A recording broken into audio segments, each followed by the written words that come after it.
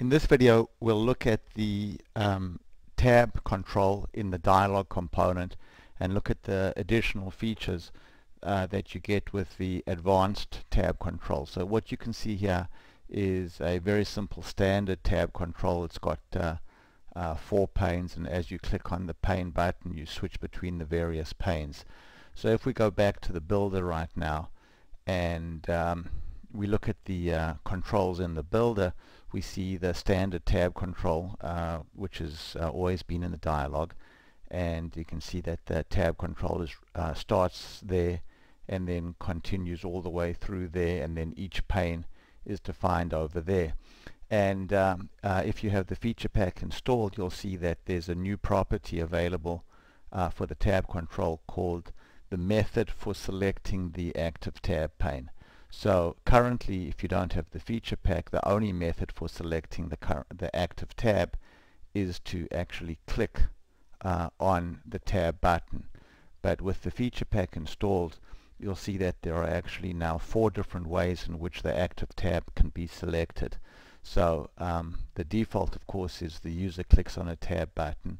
Then there's programmatic, in which case you write your own JavaScript to select the active tab. So if you click here, you can see that there's a JavaScript method called gridObject.select tab pane, and then the tab ID, and then the pane ID. So you can either specify the pane ID or the pane number. So you can see here's tab 1 is the tab ID, and then pane number 2. So that would select pane number 2.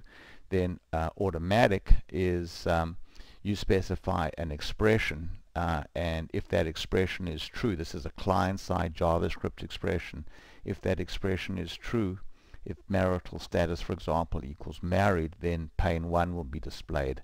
If the status is divorced, then pane 2 is displayed, or if the status is single, then pane 3 would be displayed. So that's automatic. And then finally, timer basically just automatically switches from one tab to another tab on a timer. So let's go now and switch to programmatic.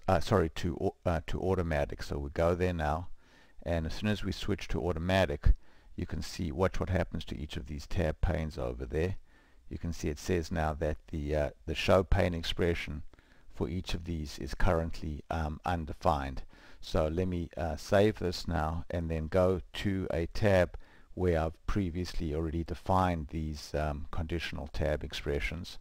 So you can see now here's that same component, but for each tab pane now I've gone ahead and defined my expression. So there's my expression that says if this control here is equal to A, then show the first pane. If this control pane is equal to B, then show the second pane.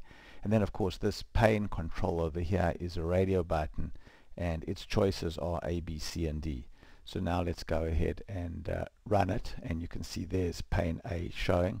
Then I click on B, and so now the condition pane equals B is true, and then the next condition is true, and then finally the final condition is true. So you can see here that we've converted this tab from user clicks button, which would be the first option there, so that's back to our traditional tab. We switched it to automatic, and as soon as I do that, to make it easier to see what's going on, we actually fill in the expression over there. So the other thing that I'd like to point out is that if you look at this tab, you don't see any border around the actual tab panes that are being displayed, and that's been achieved by going to the CSS folder, the CSS category here for the tab, and going to the pane class name. So this is the CSS class that is being used for all of the tab panes. So you can define the class either at this level, at the tab level, or at the individual pane level as well.